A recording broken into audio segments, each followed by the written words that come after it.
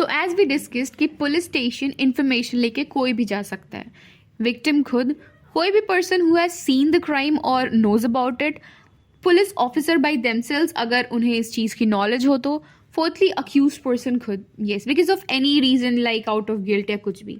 Okay, तो अब मान लीजिए एक क्राइम हुआ और मैं एज एन इन्फॉर्मेंट कंप्लेन करना चाहती हूँ, तो मेरे पास 3 ऑप्शंस अवेलेबल हैं। पहला police, second superintendent of police या डेप्यूटी सुपरिटेंडेंट के पास, थर्ड मैजिस्ट्रेट। तो सबसे पहले पुलिस के पास जाते टाइम हमारे पास सबसे पहला क्वेश्चन होता है कि क्या ये ऑफेंस कॉग्निजेबल है या नॉन कॉग्निजेबल। ये list clearly schedule 1 of BNSS भारतीय न्याय सुरक्षा संहिता में क्लियरली डिफाइंड है। तो अगर पुलिस को लगता है कि ये कॉग्निजेबल है तो under section 173 of BNSS FIR registration compulsory होता है। जैसे ही FIR रजिस्टर होता है, criminal process of investigation officially start हो जाता है।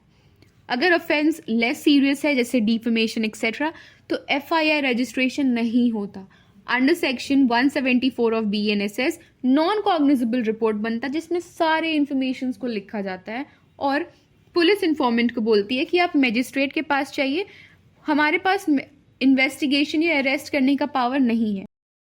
अब जब इन्फॉर्मेंट मजिस्ट्रेट के पास जाता है तो मजिस्ट्रेट कंप्लेंट रजिस्टर करता है, जो कि कंप्लेंट वर्ड डिफाइंड है under section 2H of BNSS।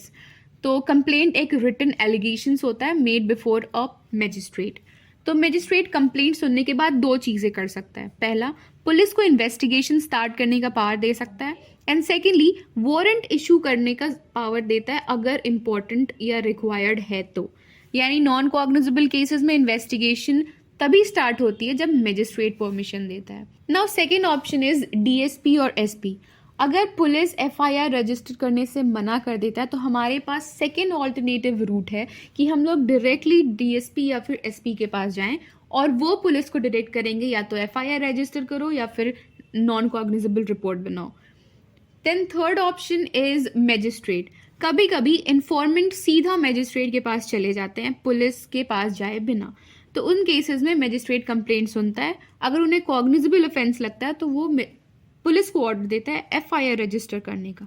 अगर नॉन कॉग्निजेबल ऑफेंस लगता है तो मैजिस्ट्रेट कंप्लेंट रजिस्टर करता है और पुलिस को इन्वेस्टिगेशन या अरेस्ट का पावर देता है। तो अब चाहे FIR पुलिस के पास रजिस्टर हो या कंप्लेंट मैजिस्ट्रेट के थ्रू आए, इन्वेस्टिगेशन स्टार्ट होती है।